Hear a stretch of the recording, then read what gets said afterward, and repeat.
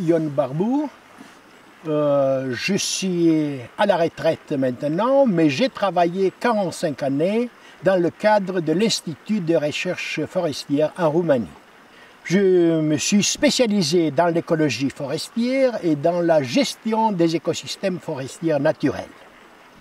Pendant presque 20 années, j'ai été professeur à l'université de Iași, à la faculté de géographie, participant à un programme de masterat concernant le développement durable, et j'ai fait le cours sur la gestion des écosystèmes naturels. Nous sommes dans une forêt un peu particulière par rapport aux forêts en général, parce que cette forêt, c'est une forêt primaire, c'est-à-dire une forêt vierge en Europe, où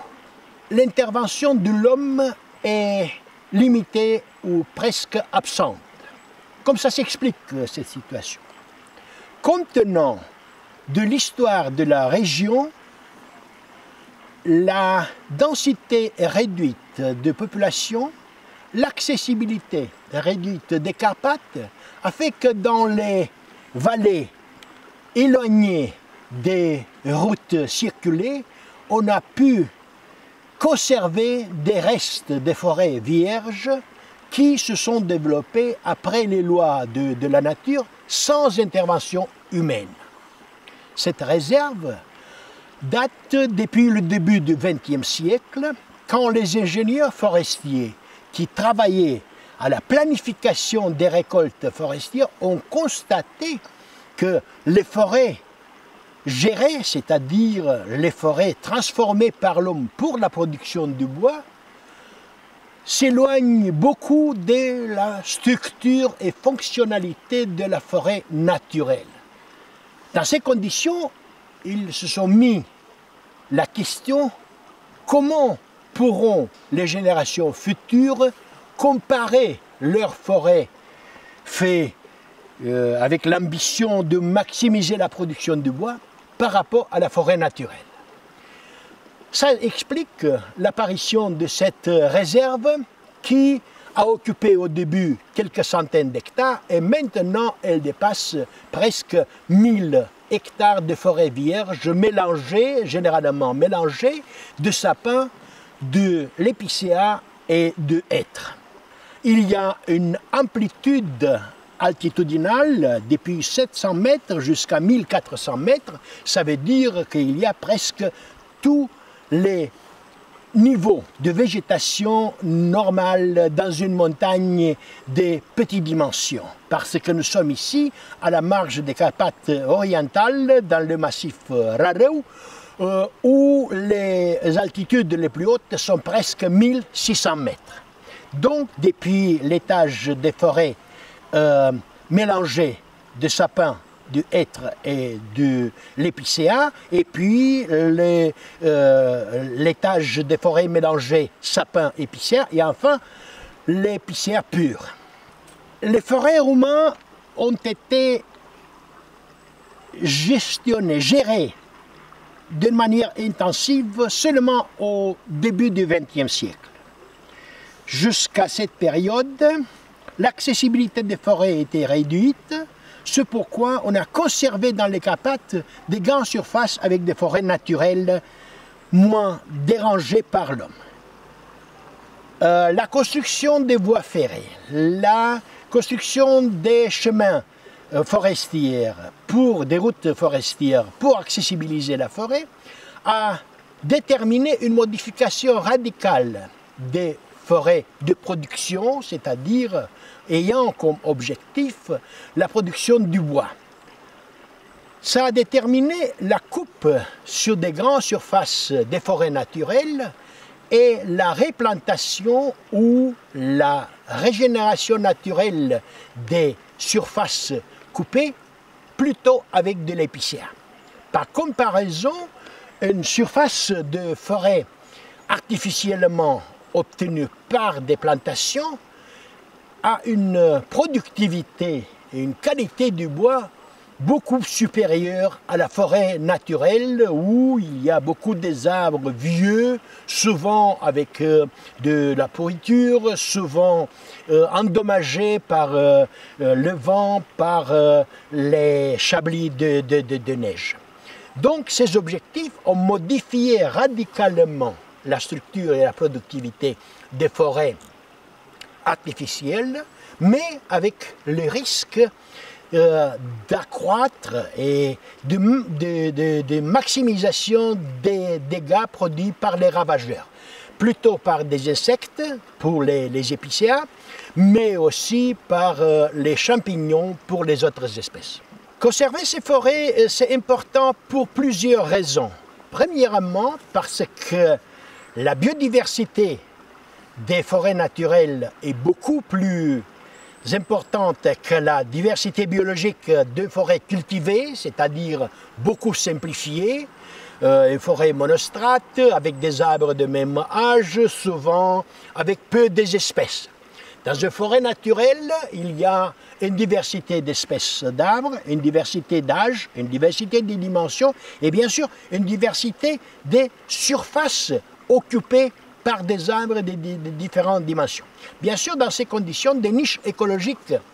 multiplient et ça peut expliquer la multitude des formes de vie, depuis les champignons jusqu'aux insectes et depuis la faune du sol jusqu'aux grandes mammifères, jusqu'aux prédateurs. Donc la diversité biologique dans une forêt naturelle, dans une forêt vierge des Carpates est beaucoup plus importante et plus stable, hein, parce qu'en coupant les forêts artificielles, bien sûr que nous produisons un changement énorme dans la dynamique de la biodiversité d'une forêt. Face au changement climatique, les forêts naturelles sont dès le début beaucoup plus adaptées parce que leur génétique, si vous voulez, est basée sur les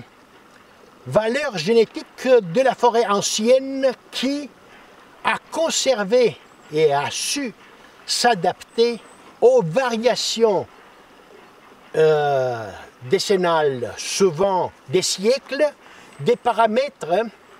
de climat, des températures extrêmes, de la variabilité des précipitations et pourquoi pas des hasards qui peuvent devenir très dangereux pour la forêt. Dans les dernières décennies, on a observé que dans les forêts artificielles, dans les forêts cultivées, la fréquence et l'intensité des dégâts produits par ce qu'on appelle maintenant changement climatique, donc tous les complexes de variabilité du climat local et du climat régional est beaucoup plus important par rapport à la forêt vierge. Donc nous, comme scientifiques, mais aussi comme praticiens de la forêt, nous avons beaucoup à apprendre de la structure et fonctionnalité d'une forêt naturelle. Donc encore une fois, une plus grande diversité, une plus grande stabilité, une valeur génétique très très large qui permet de trouver les meilleures solutions pour se régénérer d'une part et pour résister et revenir à un niveau de fonctionnement. Ça c'est comment dire, un terme très à la mode, hein, la résilience de l'écosystème, c'est-à-dire sa capacité de revenir à un niveau de fonctionnement constant après que les facteurs déstabilisants, c'est-à-dire les changements climatiques, ont disparu. Dans les Carpates, nous avons fait une étude très spécialisée sur la variabilité des espèces, non seulement de l'épicéa, mais de sapins, de hêtres, la capacité des chênes, parce que nous avons en Roumanie 7 espèces de chênes qui valorisent très très bien les conditions écologiques, c'est-à-dire de sol, du substrat, de teneur en eau, de climat et des extrêmes de climat au maximum, conservant ces valeurs génétiques et utilisant la capacité de régénération naturelle de nos forêts, parce que ça c'est une chance énorme, nos espèces d'arbres ont une vitalité et une capacité de régénération formidable qui nous permet de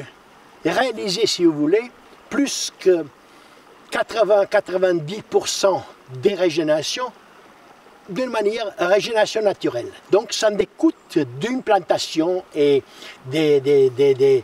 travaux de manutention des jeunes plantations. Le futur de cette réserve est, à mon avis, perpétuel. Donc il n'y a aucun risque qu'une telle réserve disparaît, même si la variabilité du climat et des extrêmes du climat, parce que le climat c'est une notion, je vous disais autrefois, c'est une notion assez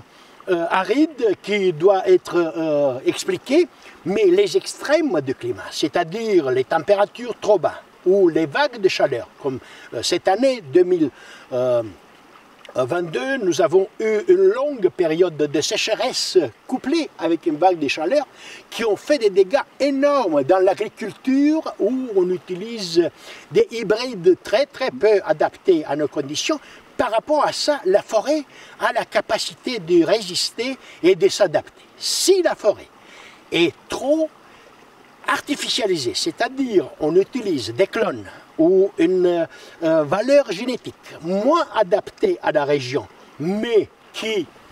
provient d'une région où elle est très productive, les risques sont énormes. Voilà dans l'Europe tous ces dégâts produits par les ravageurs et plutôt par les typographes.